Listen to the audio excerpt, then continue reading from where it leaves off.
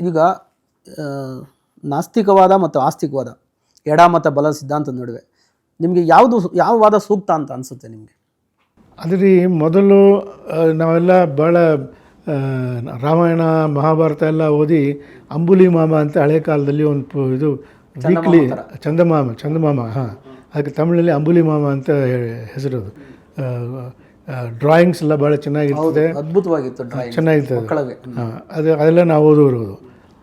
Then ಬರ್ತಾ ಈ ಥರ ಪುಸ್ತಕಗಳೆಲ್ಲ ಓದಿದ ಮೇಲೆ ಯು ಬಿಕಮ್ ಚೇಂಜ್ಡ್. ಅಂದರೆ ಫ್ರಮ್ ಆಸ್ತಿಕವಾದಿಂದ ನಾಸ್ತಿಕಕ್ಕೆ ಹೋಗ್ತೇವೆ. ಅಂದರೆ 20s 20 ವರ್ಷ 25 ವರ್ಷ ಒಳಗೆ.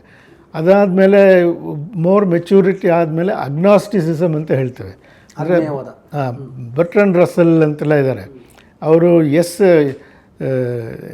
There is a god or not ಅಂತ ಎಸ್ ನೋ ಅಂತ ಹೇಳೋದಿಲ್ಲ, but it does not matter, we do not know, it does not matter ಅಂತ ಹೇಳೋರು. ಬುದ್ಧನ ಥರ ಇಲ್ಲದ ದೇವರನ್ನ ಹುಡುಕ್ಬೇಡಿ, ನೀವು ಏನು ಅದಕ್ಕೆ ಅಗ್ನಾಸ್ಟಿಸಿಸಮ್ ಅಂತ ಹೇಳೋದು ಇಂಗ್ಲೀಷ್ನಲ್ಲಿ.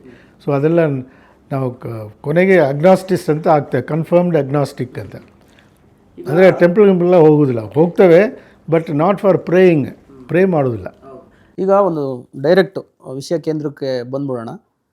ತುಂಬ ಸೋಜಿಗ ಮತ್ತು ಏನೋ ಒಂಥರ ಖೇದ ಅನಿಸೋದೇನೆಂದರೆ, ವಿವೇಕಾನಂದರು ಹೇಳ್ತಾರೆ ಶಿಕ್ಷಣವೇ ರಾಮಬಾಣ ಅಂತಾರೆ, education is the main weapon ಅಂತಾರೆ. ನಾವು ಇಷ್ಟೆಲ್ಲ IAS IFS IPS ಎಷ್ಟು ಖರ್ಚು ಮಾಡ್ತಾ ಇದ್ದಾರೆ ಶಿಕ್ಷಣಕ್ಕೆ, ಟ್ರೈನಿಂಗಿಗೆ. ಅಷ್ಟೆಲ್ಲ ಗಾಂಧಿ, ಬುದ್ಧ, ಬಸವ, ಅಂಬೇಡ್ಕರ್ ಅಂತ ಪುಂಖಾನುಪುಂಖವಾಗಿ ಓದ್ಕೊಂಡು ಏನೆಲ್ಲ ಇಳ್ಕೊಂಡ್ರು ಅವರ ನೈತಿಕ ಮಟ್ಟ ಕುಸಿಯೋಕ್ಕೆ ಏನು ಕಾರಣ? ಅಥವಾ ಏನಾದರೂ ಟ್ರೈನಿಂಗಲ್ಲೇ ಏನಾದರೂ ಬದಲಾಗಬೇಕಾ? ಇವತ್ತಿನ IAS IPSಗೆ ಟ್ರೈನಿಂಗ್ ಏನು ಕೊಡ್ತಾ ಇದೆ ಅದೇ ಏನಾದರೂ ಲೋಪ ಇದೆಯಾ? ಅದ್ರ ಬಗ್ಗೆ ಹೇಳಿ ಸರ್. ಇವಾಗ ಅದರಲ್ಲಿ ಏನಾಗಿದೆ ಅಂದರೆ, ಮೊದಲು ನಮ್ಮ ಕಾಲದಲ್ಲಿ ಅಂದರೆ 1965 68 70ನೇ ಇಸವಿ ತನಕ ಈ ಹ್ಯುಮ್ಯಾನಿಟೀಸ್ ಅಂತ ಇದೆ. ಹ್ಯುಮ್ಯಾನಿಟೀಸ್ ಅಂದರೆ ಮಾನವೀಯ ಮೌಲ್ಯಗಳು. ಇದು ಇಕನಾಮಿಕ್ಸ್, ಹಿಸ್ಟ್ರಿ, ಫಿಲಾಸಫಿ ಇಂಥ ಇದರಲ್ಲಿ ಗ್ರಾಜ್ಯುಯೇಟ್ಸ್ ಇರೋರು IASಗೆ, ಆಲ್ ಇಂಡಿಯಾ ಸರ್ವಿಸ್ಗೆ ಬರುವವರು. ಆವಾಗ 30-35 ಸಾವಿರ ಬರೆಯೋರು, ಎಕ್ಸಾಮ್ ಬರೆಯೋರು. ಅದರಲ್ಲಿ ಒಂದು 100 ಚಿಲ್ಲರೆ 150 180 ಜನರನ್ನ IASಗೆ IPSಗೆ ಸೆಲೆಕ್ಟ್ ಮಾಡೋರು. ಈಗ ಆ ನಂಬರ್ ಏನಾಗಿಬಿಟ್ಟಿದೆ ಅಂದರೆ 11 ಲಕ್ಷ ಜನರು ಬರೀತಾರೆ. 35 ಸಾವಿರ ಇದ್ದದ್ದು ಈಗ 11 ಲಕ್ಷ ಬರೀತಾರೆ. ಅದರಲ್ಲಿ ಮುಕ್ಕಾಲು ಭಾಗ ಇರೋರು ಇಂಜಿನಿಯರ್ಸ್. ಯಾಕಂದರೆ ಇಂಜಿನಿಯರಿಂಗ್ ಮೊದಲು ಇಂಜಿನಿಯರ್ಸ್ ಇರಲಿಲ್ಲ ನಮ್ಮ ಸರ್ವೀಸ್ನಲ್ಲಿ, ಇಂಜಿನಿಯರ್ಸು ಇರಲಿಲ್ಲ, ಆಮೇಲೆ ಮೆಡಿಕಲ್ ಡಾಕ್ಟರ್ಸ್ ಅವರು ಇರಲಿಲ್ಲ.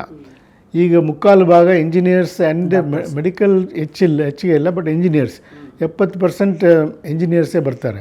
ಅವರು ಮ್ಯಾಥಮ್ಯಾಟಿಕ್ಸ್ನಲ್ಲಿ ಇದರಲ್ಲಿ ಹೆಚ್ಚಿಗೆ ಅವರು ನಿಪುಣರಿದ್ದಾರೆ ಹೊರತು ಇದು ಹ್ಯುಮ್ಯಾನಿಟೀಸ್ ಇರುವುದಿಲ್ಲ. ಫಿಲಾಸಫಿ ಆಗಲಿ, ಹಿಸ್ಟ್ರಿ ಓದೋರು ಇಂಥದ್ದವರು ಇರುವುದಿಲ್ಲ ಅದರಲ್ಲಿ. ಕರೆಕ್ಟ್, ಒಳ್ಳೆ ಪಾಯಿಂಟ್.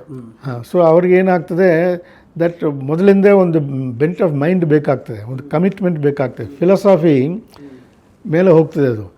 ಆಮೇಲೆ IASನಲ್ಲಿ ಬಂದ ತಕ್ಷಣವೇ ಪವರ್ ಬರುತ್ತದೆ. ಆಮೇಲೆ ಸ್ಯಾಲ್ರಿ ಒಳ್ಳೆ ಸಂಬಳ ಈಗೆಲ್ಲ ಹೆಚ್ಚಿಗೆ ಮಾಡಿದ್ದಾರೆ.